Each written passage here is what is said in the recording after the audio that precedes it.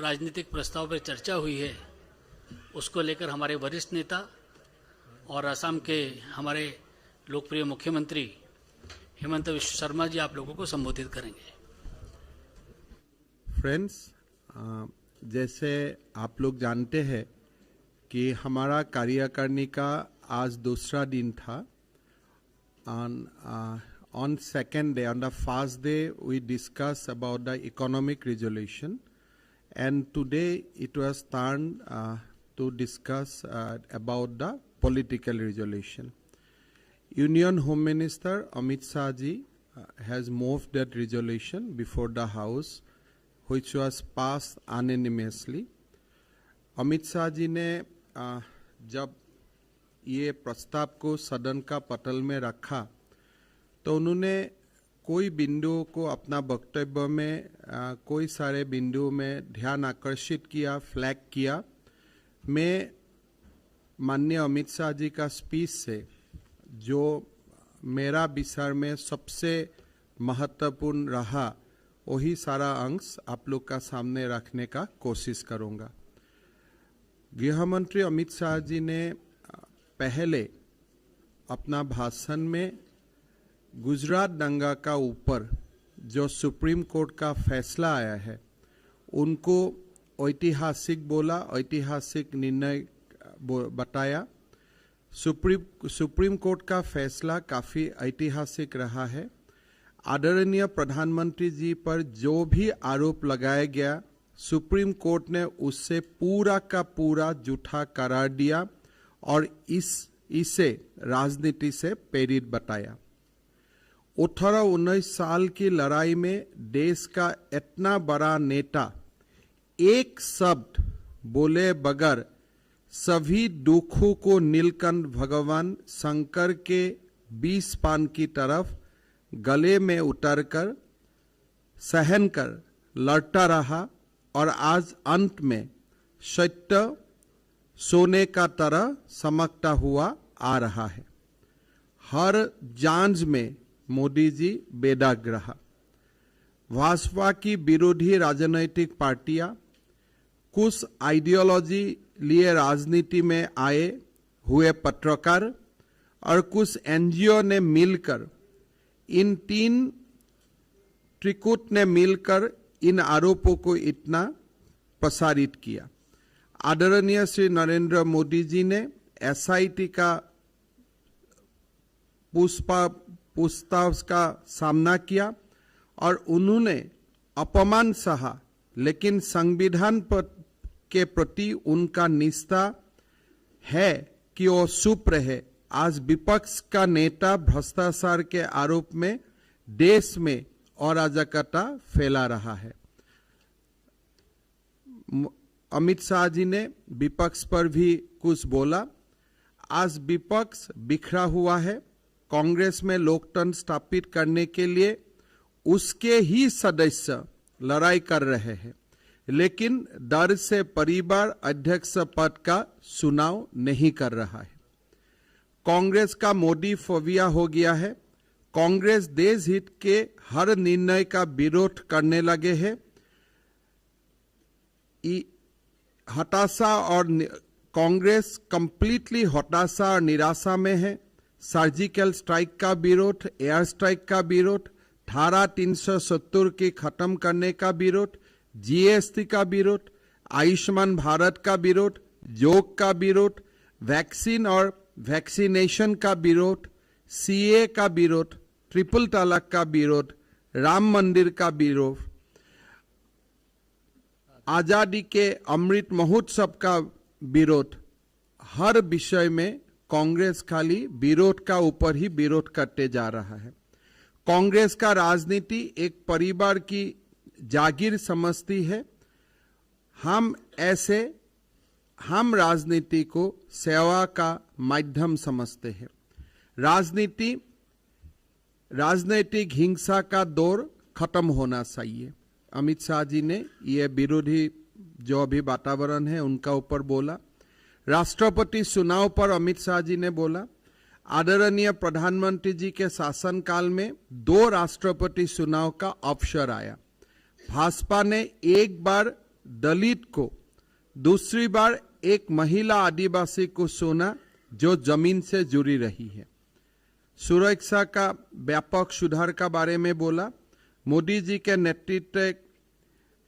नेतृत्व में बाहरी सुरक्षा और आंतरिक सुरक्षा सुदृढ़ हुए हैं।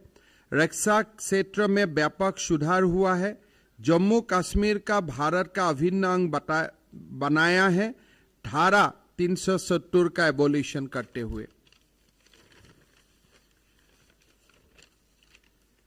अग्निपथ योजना का सहायता हुए, सराहना हुए। सीडीएस और औरप ये दोनों का और 3,000 करोड़ रुपया का 3,000 रक्षा उपकरणों का निर्णय में प्रतिबंध पर भी सरकार का प्रशंसा की गई। रक्षा क्षेत्र में निर्यात में 6 गुना वृद्धि हुआ है। चुनाव में जीत आपने देखा होगा कि प्रधानमंत्री जी का नेतृत्व में कैसे भारतीय जनता पार्टी एक के बाद एक चुनाव जीत रहा है। अमित शाह जी ने बोला सदन में, आदरणीय प्रधानमंत्री जी का नेतृत्व में राजनीति का परिचय बदला है। पहले चुनाव जातिवाद, परिवारवाद और तुष्टीकरण का आधार पर लड़ा जाता था। क्षेत्रवाद शर्म पर था। आदरणीय प्रधानमंत्री जी के नेतृत्व में इन नासुरों से हमें मुक्ति मिले है। आज चुनाव पॉलिटिक्स ऑफ परफॉर्मेंस और डेवलपमेंट के आधार पर लड़ा जा रहा है। यूपी, उत्तराखंड, गोवा और मणिपुर में हुए चुनाव इसी बात के दर्शाता है। निकाय का चुनाव और उपचुनाव में भी भाजपा का एक तरफा जीत हासिल हुए है। 8 साल में मोदी जी के शासन में प्राणवाद, भ्रष्टाचार और पॉलिसी पैरालिसिस से मुक्ति मिले है। असम में भाजपा की विजय पूर्वोत्तर में भाजपा का परमानेंट उपस्थिति का परिचायक है। मणिपुर में भी दोबारा सरकार आया है। आज पूर्वोत्तर भाजपा का घर स्थापित हो रहा है। पश्चिम बंगाल और तेलंगाना में भी परिवारवाद राजनीति से मुक्ति मिलेगा। बंगाल, केरला, तेलंगाना, आंध्र प्रदेश, तमिलनाडु, उड़ीसा ने भी भाजपा की सरकार बनेगा।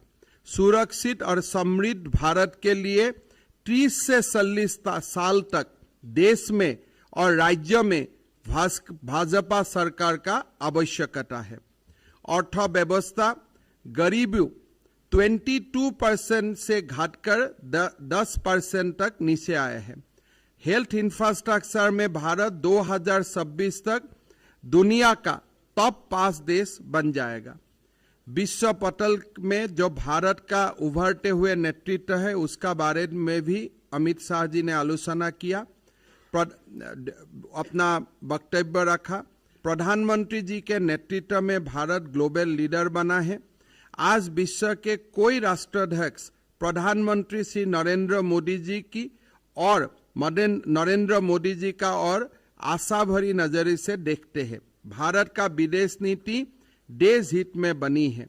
पर्यावरण, सौर ऊर्जा, सोलर एनर्जी, आतंकवाद जैसे सभी अंतर्राष्ट्रीय मुद्दे पर आज भारत की राय सबसे अधिक अहमियत रखती है। आज दुनिया के लगभग सभी देश जोगों को अपना चुका है। आजादी के अमृत महोत्सव का ऊपर भी अमित शाह जी ने बताया। आजादी के अमृत महोत्सव में 3 मुख्य अंग है। पहले सभी नाम अनाम आजादी का सिपाहियों का सम्मान होना। दूसरा, सभी सरकारों का अच्छी कार्य को जनता का समक्ष रखना।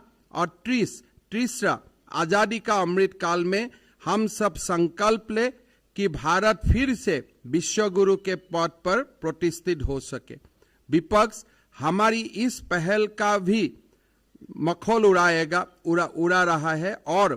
रहा है, लेकिन जनता उन लोगों को नकार दिया है।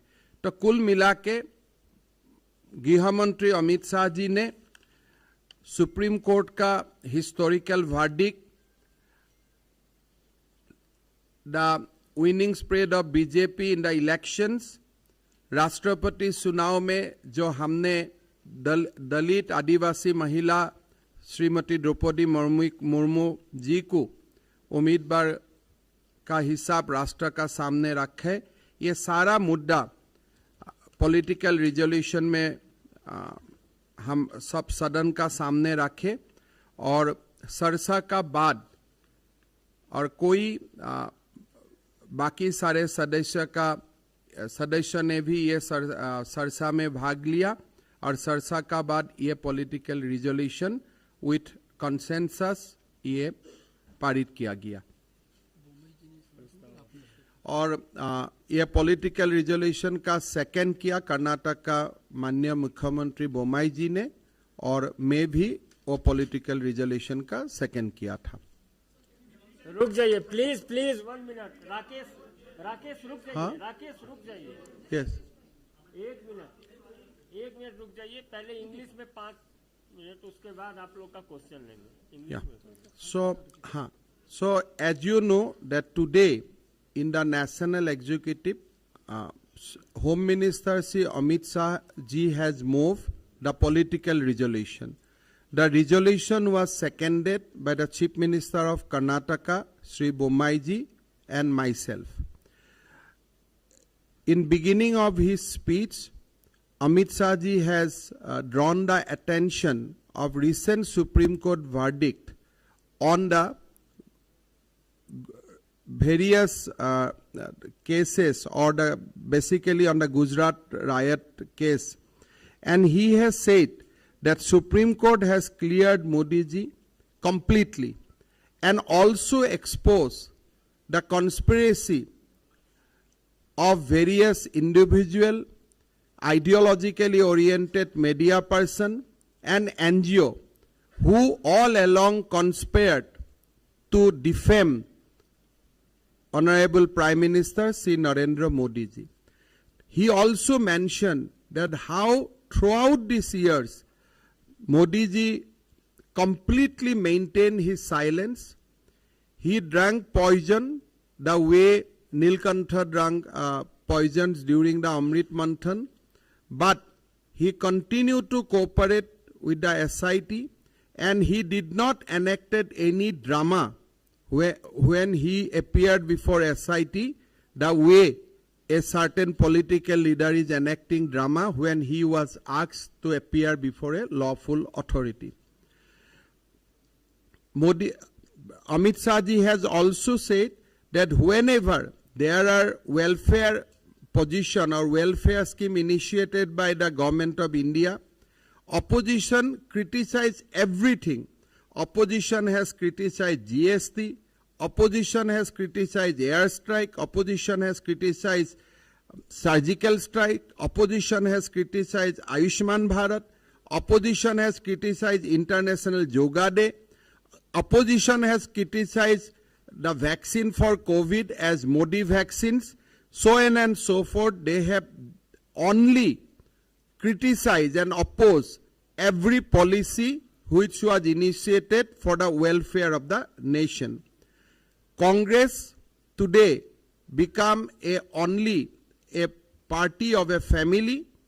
There are demands for internal democracy within the Congress, but Congress is not convening or Congress is not electing the new president of the party, continuing with the interim president, because the family fear that they may lose their position if a election, free and fair election is conducted by the Congress party. Home Minister Amit Shah ji has also said that how Narendra Modi ji has got opportunity to nominate 2 candidates for the post of president. In the first time he nominated a Dalit. Second, he is now nominating a Adivasi tribal woman for the post of the President of India. Amit Shah ji has also flagged that how during the 8 years prior to 2014, how country has suffered political paralysis, how extreme regionalism has crippled the country, how economy was devastated. Today, the Prime Minister has the courage to implement schemes for the welfare of the people. He could abolish Article 370. He could integrate Jammu Kashmir with the India, with our country, with the mainland of India. He could initiate a scheme like Agnipath. He could introduce the CDS post in our defense structure. He has the courage to implement Europe, one rank, one pension. Narendra Modi ji has basically banned import of 3,000 defense items, and also he has, under the leadership of Prime Minister today, India's defense export has gone up by 6 times. Sri Amit Shah ji has also highlighted the recent electoral success of BJP.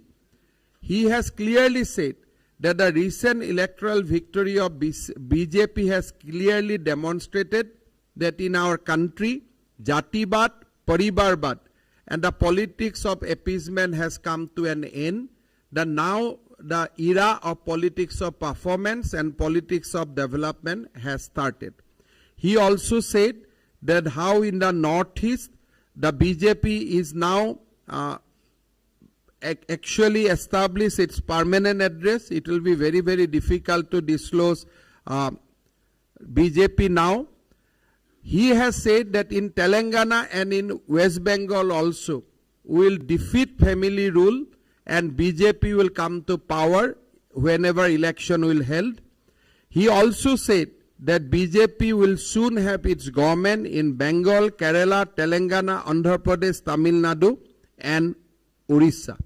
He also highlighted that how in the economy we could reduce the percentage of poverty from 22 to 10%, how health infrastructure has increased during the pandemic period, and also he has highlighted the position of Prime Minister in the global arena.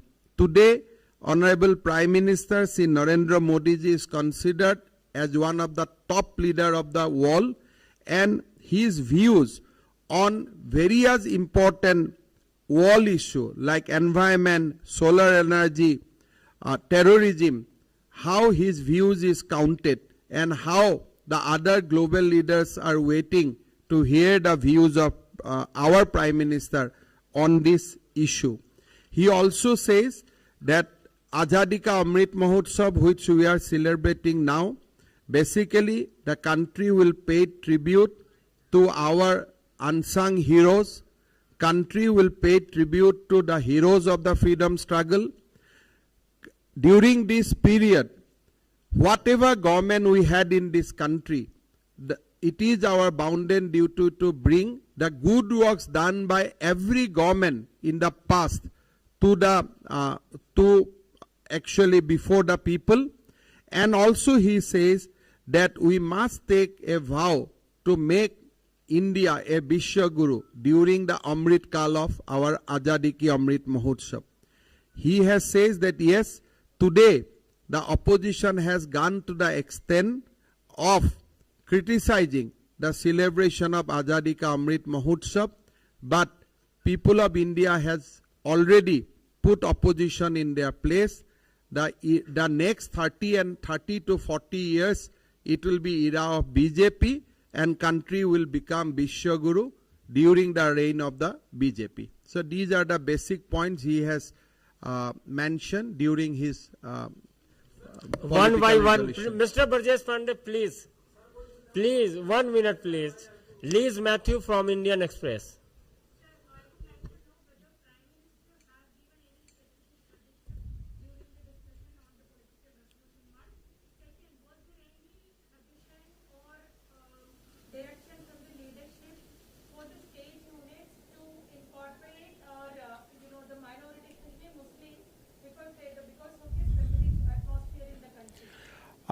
Honorable Prime Minister has spoken or make various comments during the discussion, and I think he has made various suggestions like bringing the development or bringing the changes of Northeast into the focus of entire country.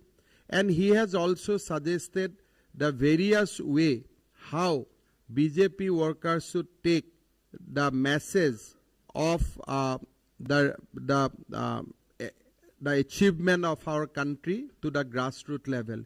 He has also highlighted that how we should highlight the simple life and the message of Srimati Draupadi Murmu in the public at large. Although we know that electoral college will only vote, but he feels that the message and the story of her struggle should be brought into the limelight. Party should go into the grassroots and highlight about the life of Draupadi Murmu. So he has intervened basically in various stages and advised a lot during the discussion. He has contributed in the discussion. बालू Deccan Chronicle I mean, as you know, that whenever Prime Minister spoke or we discuss in the forum, we always discuss Sabke Saath, Sabka Vikas. So this is the mantra, and obviously this include all sections of the people. बालू Deccan Chronicle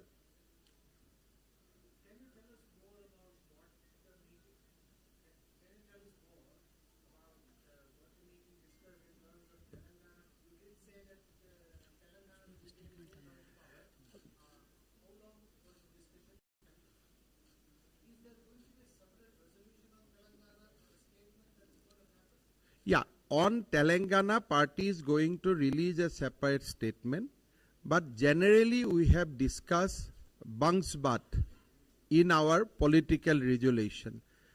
Home Minister Amit Shah ji has said during this deliberation that this Jatibad Bangsbat is the greatest scene, political scene that has been created or that has been committed in the soil of this country.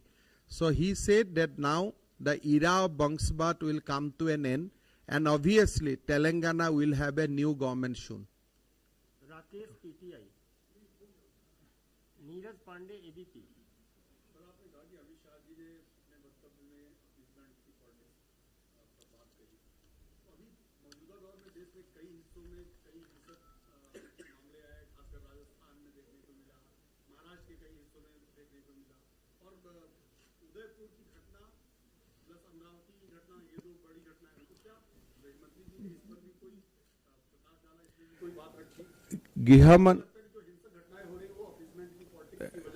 गृह मंत्री जी ने बोला कि आज हमारा जो देश इतना साल तक सफर किया है उसका मेन कारण जो है जातिवाद, परिवारवाद और तुष्टीकरण का राजनीति. So once we finish these things, the country will not have any kind of problem and country will immediately march into the road of prosperity. So Home Minister during his speech he given a clarion call for the people of country that we should defeat Jatibad, Parivarvad and the politics of appeasement, and we should move to the politics of performance and politics of development. Sujit Thakur Dainik Bhaskar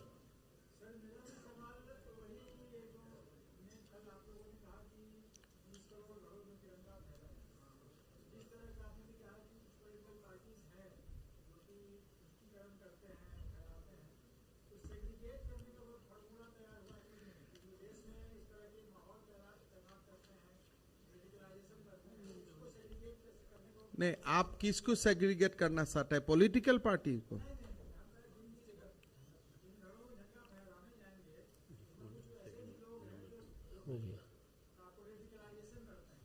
देखिए, तिरंगा में कैसे पॉलिटिकलाइजेशन होगा?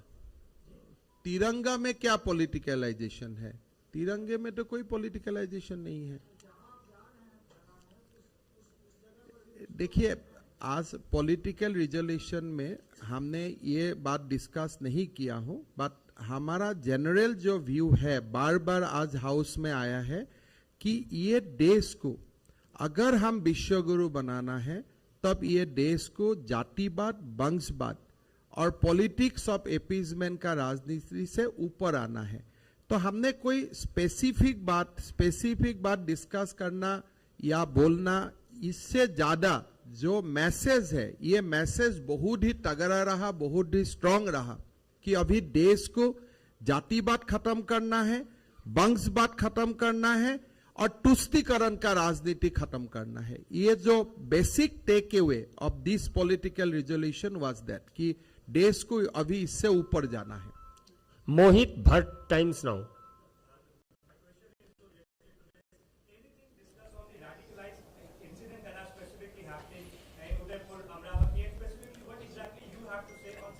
देखिए, जब एक party का political resolution का सरसा होता है तो हम कंट्रीज का मैक्रो बात करता है और उसमें जितना माइक्रो इशू आ जाता है। तो मेनली हमने यही शिनाख्त किया कि अगर देश को हम जातिवाद से बाहर निकाल सकता हूं, वंशवाद से निकाल सकता हूं और पॉलिटिक्स का एपीजमेंट, पॉलिटिक्स ऑफ एपीजमेंट से निकाल सकता हूं और कंट्री का पॉलिटिक्स ऑफ परफॉर्मेंस और पॉलिटिक्स का डेवलपमेंट तरफ ले जा सकता हूं, then all our problem will be solved. So the basic takeaway from this political resolution is that BJP should focus on politics of performance, politics of development, and we should defeat Jatibad, Bangsbad, Paribarbad, and the politics of appeasement. और यही हमारा आज जो एक आप strong message क्या है, अगर आप एक शब्द में आप सुनना चाहेगा तो यही सबसे बड़ा मैसेज था। Brajesh Pandey, News x.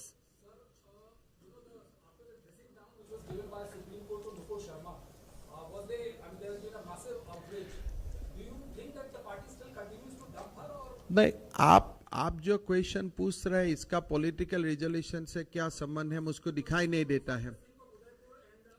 आप लोग अभी आप बहुत लोगों का बारे में हम बोला कि जैसे गुजरात का रायट का समय में ऐसा ही बहुत सारे मीडिया क्वेश्चन पूछा था और 20 साल का बाद ऐसे ही मीडिया का बारे में सुप्रीम कोर्ट में टिप्पणी किया। तो हमारा जो इशू है, मैक्रो इशू में हम बात कर रहे था कि देश को जातिवाद से ऊपर ले जाओ, देश को परिवारवाद का ऊपर ले जाओ। स्मृति काक, रामचंद्रन। मैंने 18 साल पहले का बात किया हूँ, आज का बात नहीं किया हूँ मैंने। I am talking you about 18 years back.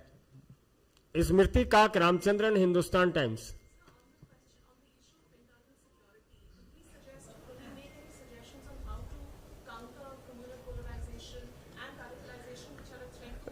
देखिए, अगर आप अमित शाह जी का स्पीच का मैंने जब आप लोग का सामने जिक्र किया तो अब आप लोग का एक आइडिया हो ही गया है कि उनका डायरेक्शन क्या था। तो अगर communal politics is what? Communal politics is a offshoot of politics of appeasement. आप कम्युनल पॉलिटिक्स देश में कैसा हुआ? तुष्टीकरण का राजनीति से ही हुआ। सो अगर हम तुष्टीकरण का राजनीति को खत्म कर देता हूं तो कम्युनलिज्म अपने आप खत्म हो जाएगा। ये तो देश में कोई कम्युनल राजनीति करना चाहते हैं का? सब तो चाहते हैं कि मेरा रोजगारी हो, मेरा अच्छा जीवन हो। ये पॉलिटिक्स ऑफ तुष्टीकरण जब खत्म हो जाएगा तो ये सारा इश्यू अपने आप खत्म हो जाएगा, यही हम लोग का मानना है। मौपिया नंदी, 24 घंटा।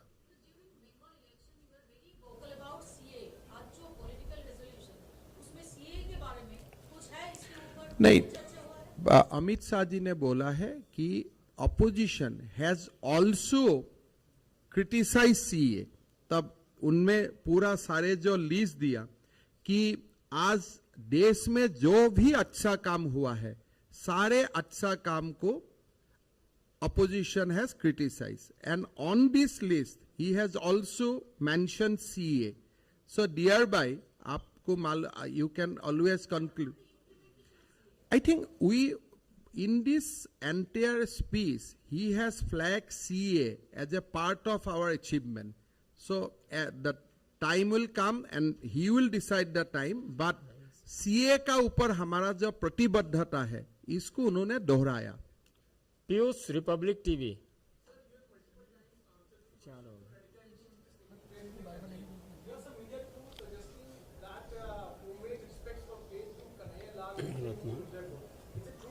देखिए, मैं तो उसका ऊपर हमारा जो क्लैरिफिकेशन आना है तो आ ही जाएगा, बट बेसिकली मैं आपको यही बोलना चाहता हूं कि हम ये इतना बड़ा देश है, सारे बात हम incident wise incident we can discuss, but the issue is what is the root cause of it.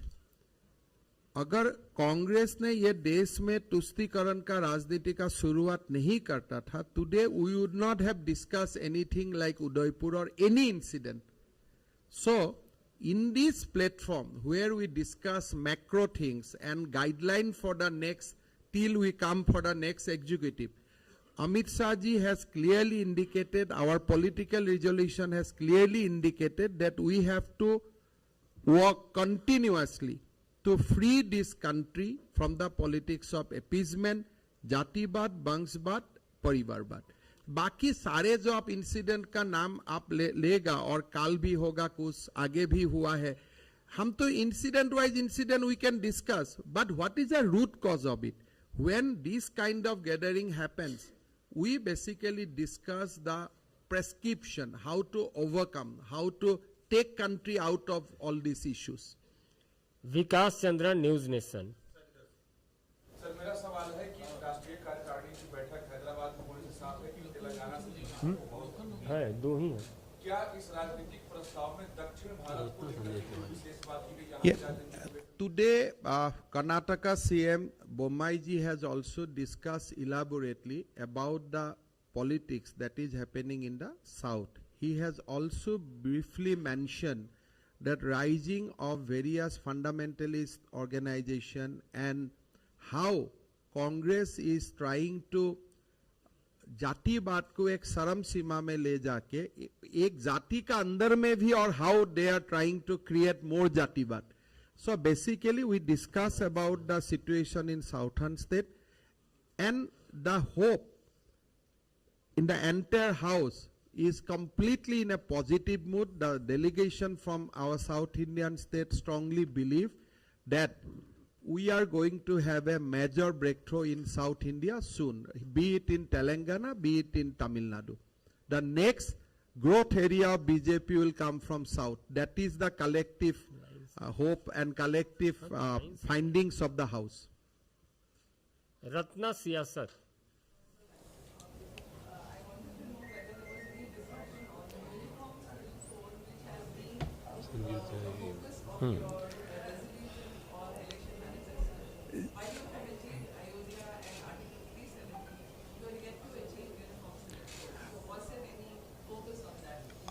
During the deliberation, article 370 का बारे में चर्चा हुआ, अयोध्या में राम मंदिर का बारे में भी चर्चा हुआ।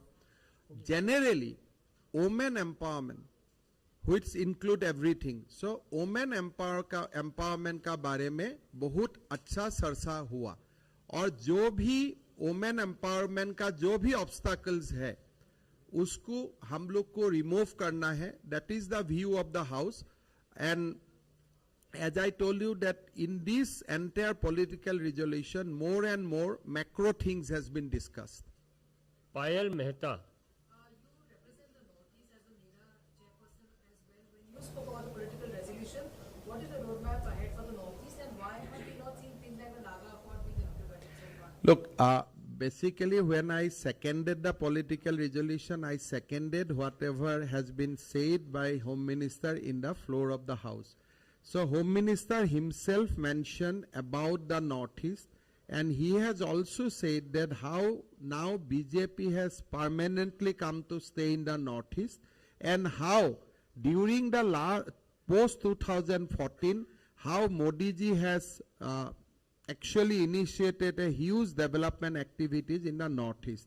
We discuss about removal of APSA from the 60% area of Northeast. He also said that by 2024 there will be no fault line which will be there in the Northeast. He has said that हमें Northeast का सारा समस्या 2026 का पहले हम लोग समाधान करेगा। ठाकुर रविंद्र सिंह, जी न्यूज।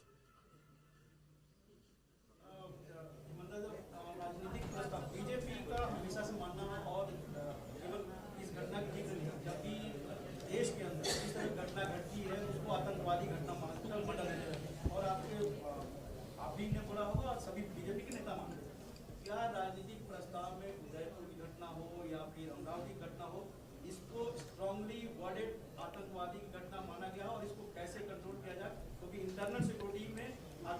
सबसे बड़ा एक मुद्दा है। देखिए, हमने पॉलिटिकल रिजोल्यूशन में देश का इंटरनल सिचुएशन का इंटरनल जो हमारा सामने चैलेंजेस है इसका बारे में होम मिनिस्टर ने बताया, लेकिन मैं आप लोगों को यही बताने का कोशिश कर रहा हूं कि जब एक इतना बड़ा पॉलिटिकल एक एग्जीक्यूटिव होता है, where honourable prime minister presents, party president presents, chief minister, union minister, everybody comes, we discuss macro things, we do not discuss micro thing.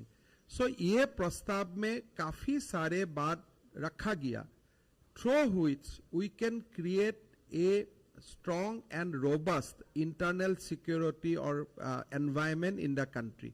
But सारे डिस्कशन हमने मैक्रो लेवल तक रखा, माइक्रो लेवल तक लोगों ने जो इतना बड़ा जो एक गैदरिंग होता है और which is the highest body so far as BJP is concerned, तो हमने माइक्रो लेवल का डिस्कशन को बहुत ज्यादा नहीं करता हूं. We talk about macro, and macro level में fundamentalism, radicalism, appeasement, obviously every issue we have discussed.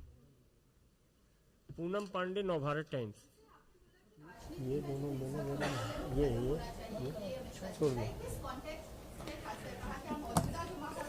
देखिए, मैंने इतना ही बताया कि अमित शाह जी ने बोला कि राजनीति में हिंसा खत्म होना चाहिए, तो मैंने उनको कॉन्टेक्स्ट नहीं पूछा, but this was part of the entire political resolution.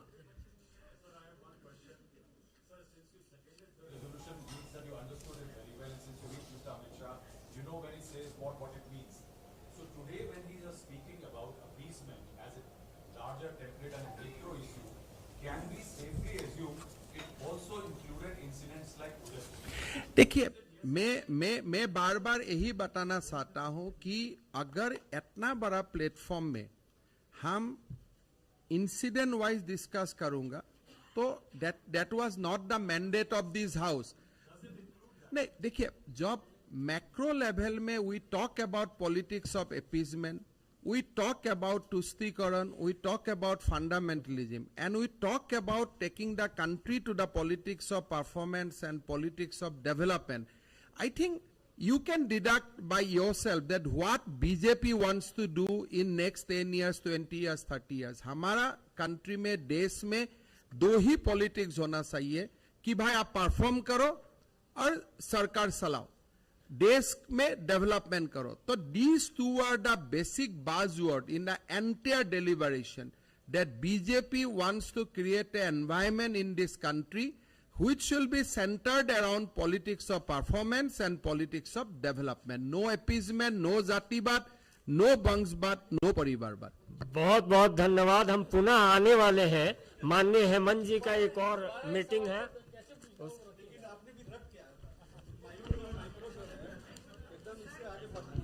There's a lunch for everyone, and today